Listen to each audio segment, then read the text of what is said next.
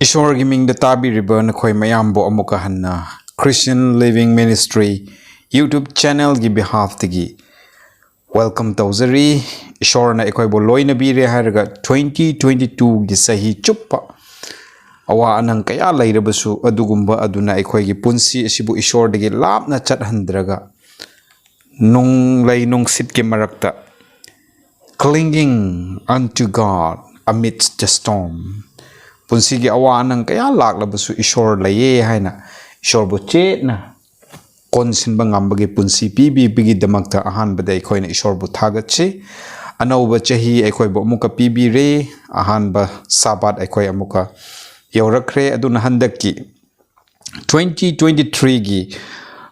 ahan ba quarter asida ekoi na nainagadabasi managing for the master till he comes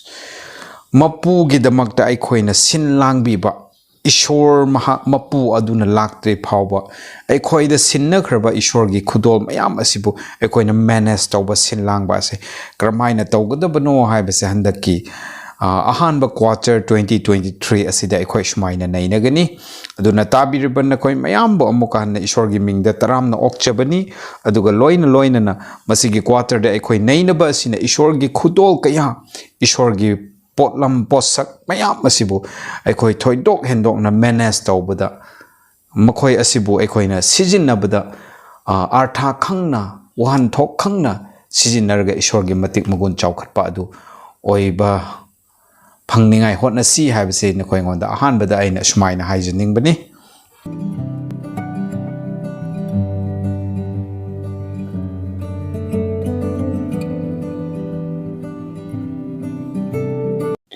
Hoi ngasi asi first quarter gi lesson number 1 ni week number 1 ahan ba parani paragi asigi mamingna part of God's family Ishwar gi imung manungi saruk ama oiba karamaina ekoi asi Ishwar gi imung manungi mi oibra kari karamaina tawraga ekoi si Ishwar gi imung manungi saruk ama oibra haibado masigi hapta asida ekoi na shmaina nainagadori Ngasiga author na ekoi the PB riba memory text asi 1 John chapter 3 gi verse 1 ni 1 John 3 gi verse 1 da shmaina hai behold what manner of love the Father has bestowed on us that we should be called children of God yengo ipa Ishwar na ekoi gi damakta kayamuk nungsibadu utpi bra habsa ekoi ni yenglaga khallaga yengse madudi karira mahaki nungsiba adudi hairaga ekoi asibu Ishwar gi macha masu sing haina kaubigani habase Ishwar gi nungsibadu ekoi da bestow manifest utpi kre yabi kre haina 1 John 3 gi verse 1 the iduna lay masisina ekoi gi memory text oina masigi makhada ekoi shmaina nainagadori Christian ama oina Ishwar ga ekoi ga lainariba mari sida khwaidigi phajaba angakpa adudi karino hairaga Ishwar na ekoi bu thajabi ba haibasini taibang pan sida lairiba pot khuding maksibu ekoi gi khutta sinabi duna madu singdubu yengsinanaba singnaba leidana ekoi bu thajabi ba haibasimak khwaidigi laibak phabani miyoiba ekoi gi damak karigumba Ishwar na ekoi bu thajaba leiramdradi aduk chawraba thodang singse ekoi da sinabiram loi haibse ekoi na ui Ishwar na miyoiba bu thajaduna sinabi ki ba thodang khar adudi ekoi na shmaini yengba ganda ahan bada Adam amasung Eve taibang da leiriba animals sasan khuding makki maming thonbina naba sinabi ki mado Ishwar na tawramba yai karigumba Ishwar na ekoi bu thajadaba tarabadi mahakna madugi khudong chabadu miyoibada piramloi adubu Ishwar na miyoiba bu maruaina Adam amasung Eve pu thajabagi damakta madugi hak ado madugi adhikar ado Ishwar na sinabiki ani shubada Ishwar gi khutsem khuding maksibu yengsinnabagi hak adu su pibiki miyoibagi pot nattaba adubu Ishwar gi pot oiba adubu miyoibada yengsilo haina sinabiba asimak thajaba leibagi ni habse ekoi ui ahum subada Adam amasung Eve po Ishwar na haiki nakhoi charon suron laiduna nacha na susingna taibang sibu thanhan sanu haibagi adugumba promise adugumba blessing adusu Ishwar na pibiki ꯈꯨꯗꯤꯡꯃꯛꯁꯤꯅ ꯇꯥꯛꯂꯤꯕꯁꯤ ꯀꯔꯤꯅꯣ ꯍꯥꯏꯔꯗꯤ ꯑꯩꯈꯣꯏ ꯑꯁꯤ ꯏꯁꯣꯔꯒꯤ ꯏꯃꯨꯡ ꯃꯅꯨꯡ ꯑꯣꯏꯈ꯭ꯔꯕꯅꯤ ꯑꯗꯨꯒ ꯏꯃꯨꯡ ꯃꯅꯨꯡꯒꯤ ꯃꯤꯑꯣꯏ ꯑꯃ ꯑꯣꯏꯅ ꯏꯃꯨꯡ ꯑꯗꯨꯒꯤ ꯊꯧꯗꯥꯡ ꯈꯨꯗꯤꯡꯗ ꯁꯔꯨꯛ ꯌꯥꯅꯅꯕꯒꯤ ꯍꯛ ꯑꯙꯤꯀꯥꯔ ꯑꯗꯨ ꯏꯁꯣꯔꯅ ꯑꯩꯈꯣꯏꯗ ꯄꯤꯕꯤꯔꯦ ꯍꯥꯏꯕꯁꯦ ꯑꯩꯈꯣꯏꯅ ꯎꯕ ꯐꯪꯉꯤ ꯑꯗꯨꯅ ꯍꯟꯗꯛꯀꯤ ꯍꯞꯇꯥꯁꯤꯗ ꯑꯩꯈꯣꯏꯅ ꯑꯩꯈꯣꯏ ꯏꯁꯣꯔꯒꯤ ꯏꯃꯨꯡ ꯃꯅꯨꯡ ꯑꯃ ꯑꯣꯏꯕꯒꯤ ꯈꯨꯗꯣꯡꯆꯥꯕ ꯑꯗꯨ ꯀꯔꯤ ꯀꯔꯤꯅꯣ ꯑꯃꯁꯨꯡ ꯑꯩꯈꯣꯏꯒꯤ ꯊꯧꯗꯥꯡꯁꯤꯡꯅ ꯀꯔꯤꯅꯣ ꯍꯥꯏꯕꯗꯨ ꯑꯩꯈꯣꯏ ꯊꯤꯗꯣꯛꯃꯤꯟꯅꯒꯗꯧꯔꯤ Sunday portion da aikoina sumaina yengba matamda we are part of God's family. Karamna aikoi ase Ishor gi imung gi saruk ama oibno haibada aikoina yengminasi. Aikoina Ephesians chapter 3 verse 14 amasung 15 adudi yengsi. For this reason I bow my knees to the Father of our Lord Jesus Christ, from whom the whole family in heaven and earth is named. Paul na hai maram sigi damakna aina Jisu Krista gi mappa gi maphamda khuru kudak kunduna khurumjai sarga amasung malemda leiba imung pumnamakna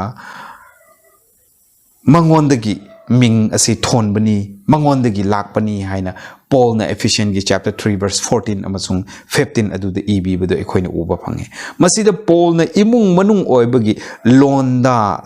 simak sijinai habse ekoina uwe maduna ꯑꯩꯈꯣꯏ ꯁꯦ ꯏꯁꯣꯔꯒꯤ ꯏꯃꯨꯡ ꯃꯅꯨꯡꯒꯤ ꯁꯔꯨꯛ ꯑꯃ ꯑꯣꯏꯔꯦ ꯍꯥꯏꯕꯗꯨ ꯄꯣꯜꯅꯁꯨ ꯑꯩꯈꯣꯏꯕꯨ ꯑꯃꯨꯛꯀ ꯃꯌꯦꯛ ꯁꯦꯡꯅ ꯇꯥꯛꯄꯤꯗꯨꯅ ꯂꯩ ꯖꯤꯁꯨꯅ ꯃꯍꯥꯛꯀꯤ ꯁꯦꯕꯣꯛꯁꯤꯡꯗ ꯇꯥꯛꯄꯤꯈꯤ ꯅꯈꯣꯏꯅ ꯈꯨꯔꯨꯝꯕ ꯃꯇꯝꯗ ꯑꯁꯨꯝꯅ ꯈꯨꯔꯨꯝꯃꯨ Our Father in heaven ꯁꯔꯒꯗ ꯂꯩꯕ ꯑꯩꯈꯣꯏꯒꯤ ꯏꯄꯥ ꯍꯥꯏꯅ ꯈꯨꯔꯨꯝꯃꯨ ꯍꯥꯏꯅ ꯖꯤꯁꯨ ꯈ꯭ꯔꯤꯁꯇꯅ ꯇꯥꯛꯄꯤꯈꯤ ꯀꯔꯤꯒꯤꯗꯃꯛ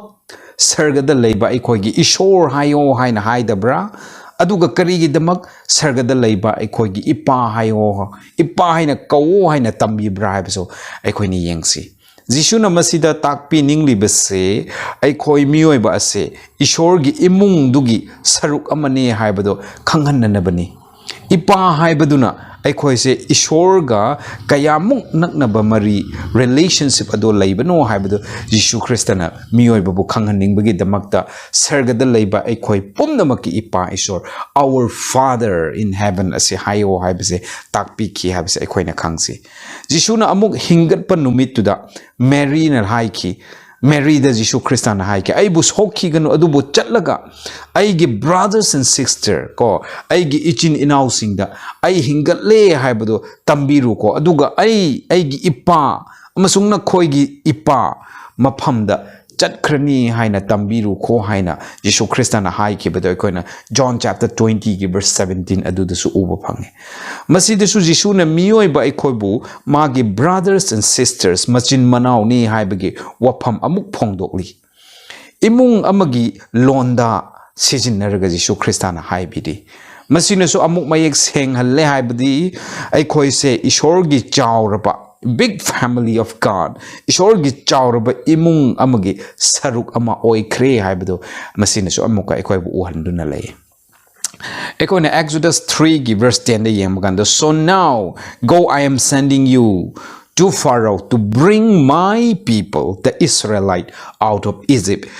Moses pu ishor na hai chalo chalaga Pharaoh gi khutigi ai gi mi singbo ko Jisu ishor gi wado my people ai gi mi singbo puthoklu haina Jisu ishor na Moses puthaki Galatians 3:26 ta pabakanda so in Christ Jesus you are all children of God through faith thazabagi mapana Jisu Christa dagi aikhoi ase loinamak mioiba loinamak se ishor gi macha oikhre haina Galatians 3 desu iduna le Chaukalaba taibang sina modern science na tambiri madudi mioiba ahingba punsi haibase hekta adum oirakhibani mase by accident ne big bang theory na hai atoms ani thengnaraga mioiba olakpani haina hai Darwin na hai amuka mioiba se yongdigi olakpani asumna tambibasina mioiba aikhoigi haurakphambu khanghandaba ishor leite haibagi wakhalon chenhanba asibu mioi crore kaya na thazaduna leiri adubu Bible na tambibadi mioi ba haibase atom ani thengaina raga natraga yongdagi mioi ba olakhiba natte haibase tambiduna lei ishor na mioi ba ikhoibu atukki matik luna lobi aduga ishor na mioi ba ikhoibu magi khutsem ama oina khak yengbiba natana miyoiba ekhoisibu top pa ko adugumba level da mane yenga magi machane magi imungi mine haina ekhoibu kaubiduna laye Ishorna aikhoibu mahaki machamak gumna nungsibiba amadi Jisuna aikhoibu mahaki hek pokminaba machin manaw gumna brothers and sisters gumna nungsibiba adugumna aikhoina su miyoiba khudingbu aikhoigi icha issue oina aikhoigi ichin inaw oina aikhoigi imungi mine khanna nungsibado laiba ngamladi ngasigi taibangse kayamuk nungaiba amadi kayamuk phajaba ingtha tapthaba tangdu leitaba taibang oiramgadra haibado aikoi amuktang mit uisinduna khanse isin inausing madumakne ishorna aikoi gi pamlibase madumakne Christian oiba haibase ishorna aikoi si magi imungi mine haina kaubiradi aikoina su miyoi khutingbu aigi imungi mine haina nungsibi pham thoe mado nang ai ngamgadra ai ngamlagadra natraga nang ngamlagadra haibdo hangse aikoi ishor gidi imung manung oikhre aduga atop singbude aikoina kramaina khalibra haibdo aikoina ngasigi para asina aikoibu tambiba oishino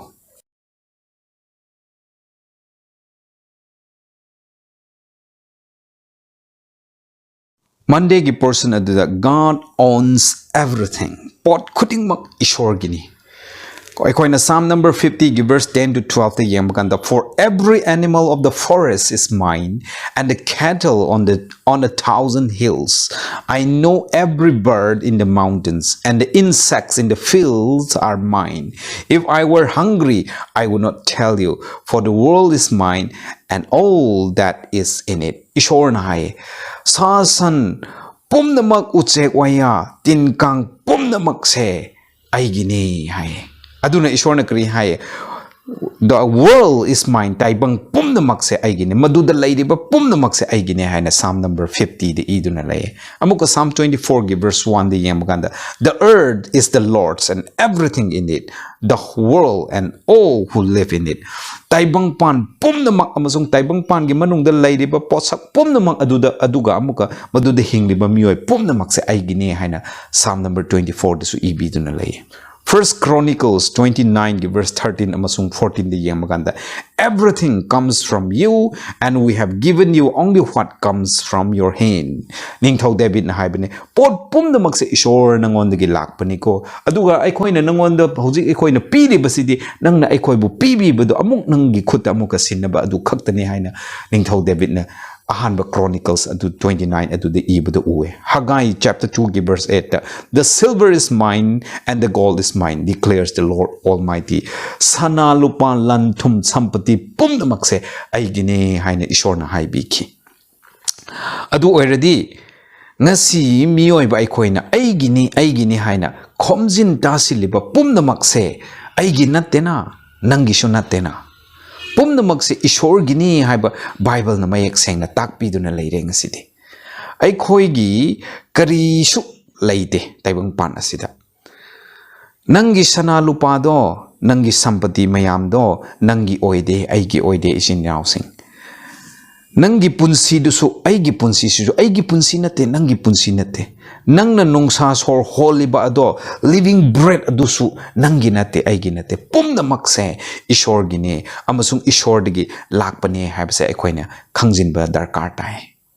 First Chronicles da aikoina yengbada Ningthau David na ishor gi sang temple sagan na bahonaki adubu ishor na madu yabi khide adubu temple sagan na ba potchai material sing thaurang lang na bagi domakti ishor na Ningthau David pu yabi ki Ahanba Chronicles, First Chronicles 29 verse 13-14 adudi yengba matamda David na miyambu kauraklaga laisang sagana na ba potchay pumnamak pibi bagi ishorbu thagat bagi prathna tawkhibado aikoina uwe Ningthau David na utki haibadi miyoi ba aikoina ishorgi damak tawbina na ba maram yamna lay maramdi ishorna khuding makse aikoigi pibi runi David na khangki Madudi miyoi bagi pangal na miyoi bagi haising bana laisang sana na ba potlam materials for the construction of the Jerusalem temple ado khuding ma ado khomjin ba ngamba natte adubu pumna mak ado ishor na pibi begini haibase ningthau David na mayek seng na madugi numit atuda utki haibado ikoina usi aikoida aikoina ishor da pigadaba mayam lai maramdi pot khuding mak ase ishor gini aikoida ishor na karigumba ama piba matamda mado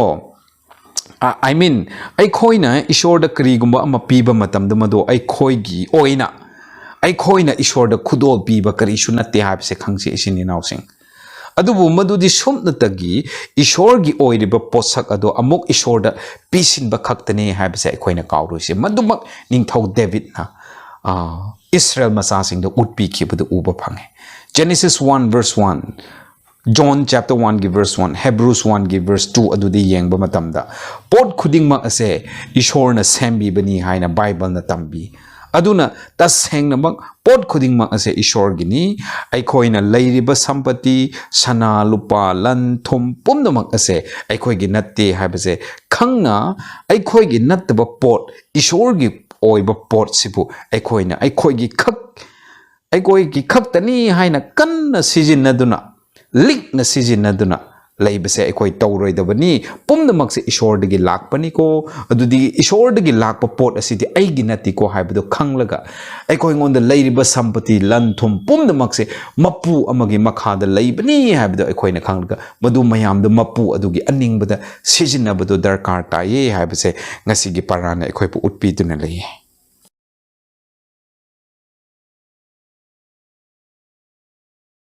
Tuesday ki portion adudi yamaganda God gives his family many gifts ishorna mahaki imung oi khraba miyoiba aikoida khudol mayam pibi duna lei habigi maramdi yengse ishorna miyoiba aikoigi damak khudol mayam pibi ishorna miyoiba gi damakta pibi kiba khudol mayam dugi marakta khwaidigi afaba khudol dudi Jishu Christa bu aikoigi damak pibi ba asini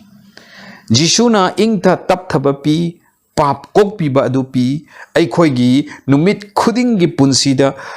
thaujal adu utpi amasung numit khuding thawai gi lambi da chaukhatna naba pibi Jishuna miyoi ba aikhoibu siba naidana hingadabagi asa adu su amuka pibi aduga khwaidigi ahenbadi Jishuna miyoi ba asibu lomba naidana sikhigadaba adudagi kanbiba pibiba asini aduna ishorna mahaki masa singidamak pibiba khudol kayagi maraktagi athoiba khudol adudi Jeshubu miyoiba aikhoigi damak pibiba asini habse aikhoina yeng khangsi aikhoina chinpha oina pakhraba John 3:16 For God so loved the world that he gave his only begotten son and whosoever believeth in him should not perish but have everlasting life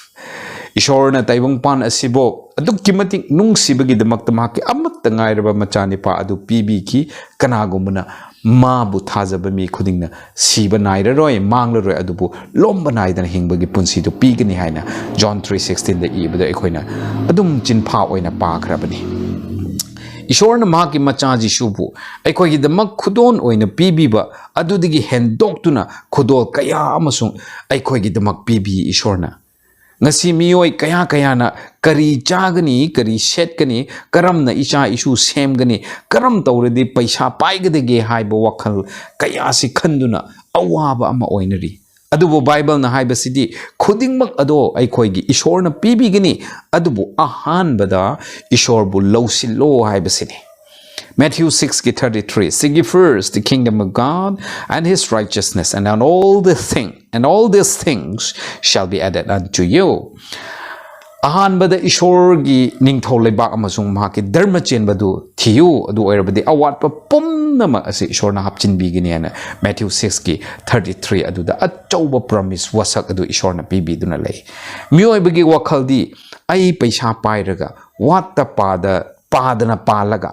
ꯏꯁꯣꯔꯕꯨ ꯐꯖꯅ ꯅꯤꯡꯒꯦ Christian ꯐꯖꯅ ꯑꯣꯏꯒꯦ ꯍꯥꯏꯕꯁꯤꯅꯤ ꯏꯆꯥ ꯑꯁꯦ DC ꯍꯥꯟꯅ ꯑꯣꯏꯍꯟꯈꯤꯒꯦ ꯏꯆꯥ ꯑꯁꯦ scientist ꯍꯥꯟꯅ ꯑꯣꯏꯍꯟꯈꯤꯒꯦ ꯑꯆꯧ ꯑꯁꯥꯡ ꯍꯥꯟꯅ ꯑꯣꯏꯍꯟꯈꯤꯒꯦ ꯑꯗꯨꯒ ꯆꯔꯆ ꯐꯖꯅ ꯀꯥꯒꯦ ꯂꯥꯏ ꯐꯖꯅ ꯅꯤꯡꯒꯦ ꯍꯥꯏꯕꯁꯦ ꯃꯤꯑꯣꯏꯕꯒꯤ ꯋꯥꯈꯜꯅꯤ ꯏꯆꯤꯟ ꯏꯅꯥꯎꯁꯤꯡ ꯑꯗꯨꯕꯨ ꯕꯥꯏꯕꯜꯅ ꯍꯥꯏꯕꯗꯤ ꯃꯗꯨꯒꯤ ꯑꯣꯟꯅ ꯇꯩꯅꯕꯅꯤ ꯏꯁꯣꯔꯅ ꯄꯥꯝꯕꯗꯤ ꯏꯁꯣꯔꯕꯨ ꯍꯥꯟꯅ ꯂꯧꯁꯤꯜꯂꯣ ꯙꯔꯃ ꯆꯦꯟꯕꯒꯤ ꯄꯨꯟꯁꯤꯗꯨꯗ ꯍꯥꯟꯅ ꯆꯪꯅꯅꯕ ꯍꯣꯠꯅꯧ ꯑꯗꯨ ꯑꯣꯏꯔꯗꯤ ꯑꯩꯈꯣꯏꯗ ꯏꯁꯣꯔꯅ DCꯁꯨ ꯄꯤꯒꯦ ꯁꯥꯏꯟꯇꯤꯁꯁꯨ ꯄꯤꯒꯦ ꯑꯆꯧ ꯑꯁꯥꯡꯁꯨ ꯄꯤꯒꯦ ꯍꯥꯏꯕꯁꯤꯅꯤ ꯁꯅꯥ ꯂꯨꯄꯥ ꯂꯟ ꯊꯨꯝ ꯑꯃꯗꯤ ꯃꯤꯡꯆꯠꯁꯨ ꯄꯤꯒꯦ ꯍꯥꯏꯅ ꯏꯁꯣꯔꯅ ꯍꯥꯏ ꯑꯗꯨꯕꯨ ꯏꯁꯣꯔꯕꯨ ꯈꯪꯕ ꯏꯁꯣꯔꯕꯨ ꯀꯤꯅ ꯆꯠꯆꯕ ꯃꯤꯗꯨꯗ ꯏꯁꯣꯔꯒꯤ ꯈꯨꯗꯣꯜ ꯋꯥꯠꯇꯅ ꯂꯩꯒꯅꯤ ꯍꯥꯏꯕꯁꯦ ꯑꯩꯈꯣꯏꯅ ꯀꯥꯎꯔꯣꯏꯁꯤ Psalm number 23 verse 1 da kari haye The Lord is my shepherd I lack nothing Ningthau David na kari hai Ishor as aigi yaushenba mapuni aigi awat pa karishu leite haiki Psalm number 37 verse 25 da I was young and now I am old yet I have never seen the righteous forsaken or their children being begging bread hai Dharma chenba kana amatana chakni fini ba ama oina Labor big carry oina labor do aina ude haina ningthau David Psalm 37 the high be Philippians 4 verse 19 and my God will meet all your needs according to the riches of his glory in Christ Jesus Ishor na aikoi gi awat pa pum na makto Jisu Christa gi matung inba adu yenglaga awat pa pum na makto aikoi ngonda hapchin bigani haina Ishor na Bible na high be Hairiba Bible text singduna mayek sengna takle Ishorna miyoiba aikhoigi damak karishu wat handanaba khudol kaya pibi haibse aikhoina uba phangle Hakchangi oiba khudol dugi wangmada Ishorna aikhoigi damakta thawaigi oiba khudol adusu pibi Jisu Kristana sharga chatkraba matungda aikhoigi thawaigi khongthangda lamjing lamtak pinanaba thawai asengba Holy Spirit adubu thabirakhi Masimak Ishorgi khudolni thawai asengbagi mapana miyoiba aikhoibu thawai gi lambida aphapata kayagi buddhi losing bibiduna aikhoibu chingbiduna lay Because of God we live and move and are alive Acts 17 gi 28 yamaganda Ishorgi mapana aikoi ngasi lengduna hingduna ahingba punsi oidana palaga leibini hai Ishor yaudana aikoi mikup ama phawba hingba ngamloi isin inausing Aduna ngasigi parasina tambi base amuk aikhoida ningsing hanbi base karira hairabadi pot khuding mak ase ishor gini ishor degi lakpa ngaktani pot khuding mak se ishor gi oiradi ngasi aikhoida leiriba khudol talents skills money pumnamak se ishor gi minglen chaukhatnaba gi lomda sijinnanaba hotnasi habisa aiki message oina pijaning bani aigi natte Ishorgini khanba wakhandumakna tauriba khudingmakse pot khudingmak pibiba Ishorbu thagatpa oihansi haibase ngasigi paradigi aina sumaina khara hapchinningbani Wednesday gi para aduda what God asks his children to do Ishor gi macha oi khraba miyoiba aikhoidagi Ishor na kari pambra aikhoigi responsibility asi kari no Aikhoi asi Ishorgi machasing oire amadi Ishorgi imung manung oikre haibasimak aikhoigi khwaidigi harawa nungaiba pau adu oi Aikhoibu Ishorgi imung oihanbire adubu Ishorgi imung oiraba aikhoidagi Ishorna pambadi karino hairadi Ishorbu nungsiba asini sininausing Bible na hai Deuteronomy 6:5 ta Love the Lord your God with all your heart and with all your soul and with all your strength Ishor nangi lining tho Ishor bunaki thawai hakchang pangan yauna nungsiyo hai Matthew 22:37 the Jisu Christana hai love the Lord your God with all your heart and with all your soul and with all your mind Jisu Christana hai Ishor nangi lining thobu nangi thawai hakchang pangan pumnamak yauraga nungsiyo hai Deuteronomy 10 verse 12 amasung 13 And now Israel what does the Lord your God ask of you but to fear the Lord your God to walk in obedience to him to love him to serve the Lord your God with all your heart and with all your soul. Israel masa singdigi ishor na pambase, ishor bu ki na chatpa, ishor gi wa inba, ishor bu nungsiba, ishor bu seba tauba ado, ishor na pame habse Deuteronomy da ikoina udana lay. Ado erabadi ekoina 1 John 5 ki verse 3 de yeng bakanda kri hai. In fact, this is love for God to give His commandment, and His commands are not burdensome. Ishor bu nungsi o hai se kramaina ekoina nungsi shira hai na thiba matam da 1 John 5 ki 3 de kri hai. Ishor bu nungsi ba hai se kari shunate adubu ishor gi yathang sing ngak na in na chatpa adubu ni hai na masida ekoi ba takpi dana lai. Micah 6 ki verse 18 yeng bakanda He has shown you, O mortal, what is good, and what does the Lord require of you, to act justly and to love mercy and to walk humbly with your God. Ishor na aikoi dige pambasi michang mikai naidaba thamoi amadi thaujal minungsi leina lu lukthana no lukchana ishor ga chatminaba adu ishor na aikoi dige pammi haina Micah 6 ki verse 8 ta iduna lay. Ishorgi yathang ngak pa hai basidi ishorgi minungsi dubu aikhoigi aphaba thabakna leina na ba hotna ba natraga aran khubam adubu yathang ngak pagi mapana leina na ba tauba thabakni haina ngasi Christian kaya na serana na tambiduna laye. Ko masi se yamna laibak thibani Bible na madu karisho haide ishor na miyoi ba aikoi dige pamba se ishor bu nungsiba amadi kairoi leikai bu nungsiba aduni ishor bu nungsiba haiba se karino hairaga maki yathangak tuna magi wa illaga chatpa hingba adubu ishor bu nungsiba kawe haina ishor na mayek seng na Bible da takpi duna lai. We show that we love God when we obey His law. His law are not hard to obey. Ekoina 1 John 5 verse 3 da ekoina ujik pa ki badugumna. Bible na hai ishor gi yathangak paduna ekoina ishor bu nungsi hai badu utpani hai. Matthew 7 verse 21 digi 27 da lairi parables wari aduda. Jishu na hai ishor gi wa induna hingba mi ado nungjaw mathakta yumpham thonba nungjaw mathakta yum saba aduni hai na kowe. Aduga ishor gi yathang indaba mahak adudi leingoi gi mathakta yum saba nai haina kaubi ki. Ishor gi maphamda wise asingba haibase magi wa inbaduni. Ishor gi wa inba aikoibo asingba ama oihangani haina Bible na tambiduna lay. Ishor gi imungi mi oikraba aikoidagi ishor na pambase aikoigi lanthum sana lupa aduna te sininausing adubo sumnatagi ishor gi yathangakpa ishor gi wa in na hingba adubani.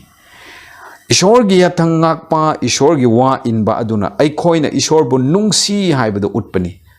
Chinban khaktana ishor bu nungsi hairaga magi wa indaba mag adudi chinthi bane haina Bible na tambiduna lay. Aduna aikoi ishor gi imung ama oi kharabanina ishor na aikoi digi nijaba ishor na aikoi digi pamjaba ishor na aikoi digi expect obosidi supna digi aikoi na ishor bu aikoi gi thawai hakchang yauna nungsiba aduni ishor bu aikoi gi thawai hakchang yauna nungsiba haibse dikrida magi wa inba ya thangak pa adubuni haibse ngasi gi parana aikoi ba muka nau hauna na ningsing handuna laye.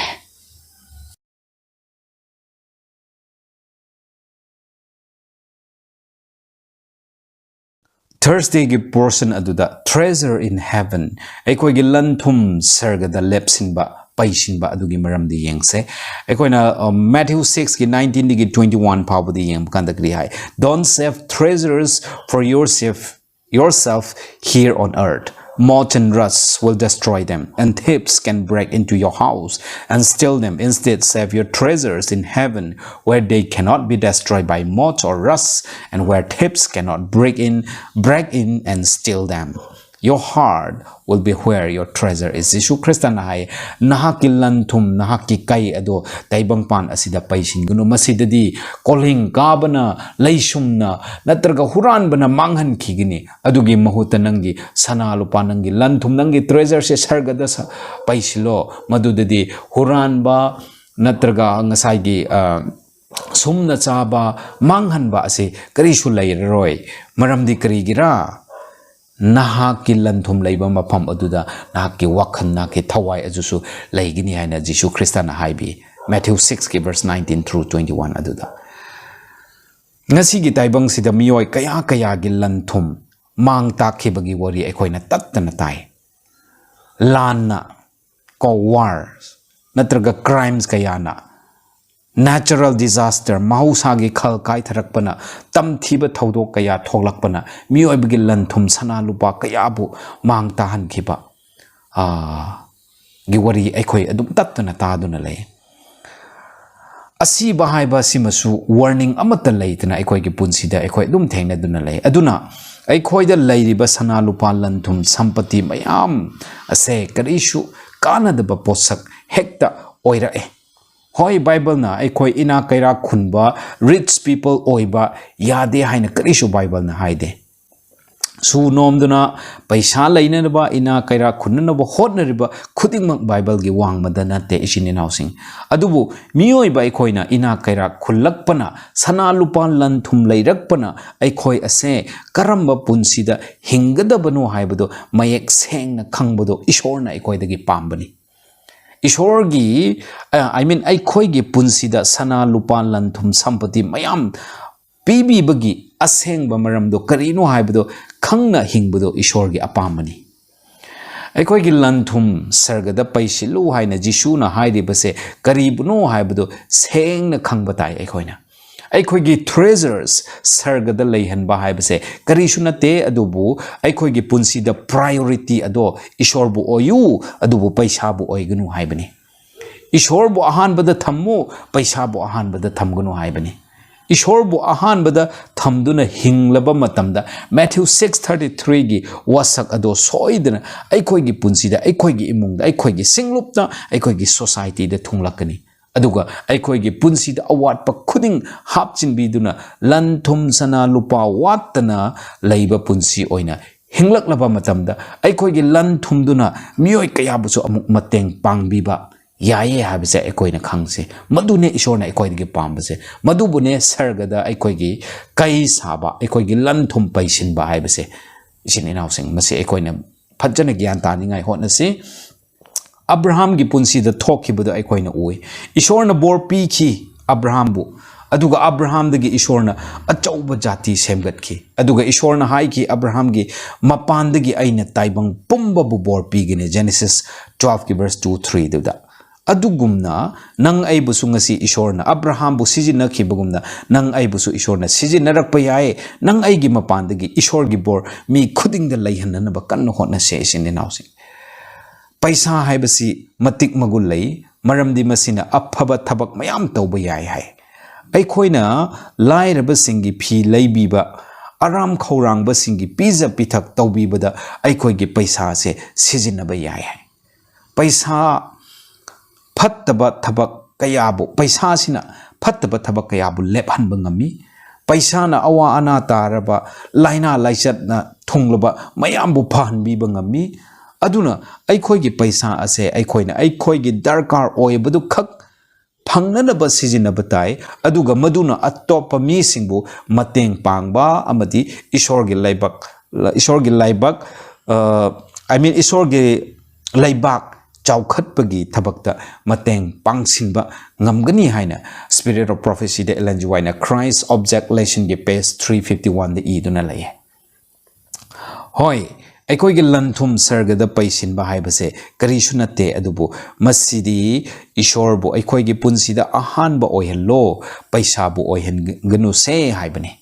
aduga aikhoigi leijaba sana lupa lanthum mayam sina atopa mi singbu mateng pangbiba dusu oise haibane madubuni sargada aikhoigi kai saba aikhoigi lanthum paisin ba haibase asumaina ngasi gi paradigi masi ure hairaga leita lairaba sing awa anang taraba singbu aikhoida leijaba kharasina mateng pangbibado aikhoigi gilan thumpom nama ase sargada paisinduna laibani haibado ningsingsi madumak ishorna pambani habise ngasi gi parana aikoi bu takpiduna laye masini ngasi gi 2023 gi ahanba quarter gi lesson number 1 gi para asi sumaina aina hojik maru oiba point khra pan khre madudagi atop loinamak sokpa ngamlamdabsu yai adubu aikoi karamaina ishorgi imungi sharuk ama oibra haibadu ngasigi para aduna aikoibu karamakhaidi uhankhre haina aina thajai ishorgi imung manungi saruk ama oijaba phangba mioiba aikoigi khwaidigi haraujaba adudi karino hairaga Jisu Kristna aikoigi damak laklaga sibiba amasung mahaki idugi mapana aikoi amuk lomba naidada hingba phangba haibasini aikoigi imung Ishorgi imung oi kraba khudingda Ishorna watpa leitaba khudol kayasu pibi duna lay aduga amuk Ishorgi imung manungi saruk ama oijaba phangba sina aikhoida khanghalli madudi pot khuding se Ishorgi niko pomnamak mahaktagi lakpani ko haibadu so aikoi pu mayek sengna uhali maram aduna aikoi Ishor bu nungsina hingbatai Ishor bu nungsiba haibasi magi wa inbaduni magi yathangak baduni haibasu ekoina sengna khanglaga hingbatai pomnamakse khangle hairaga ekoigi lan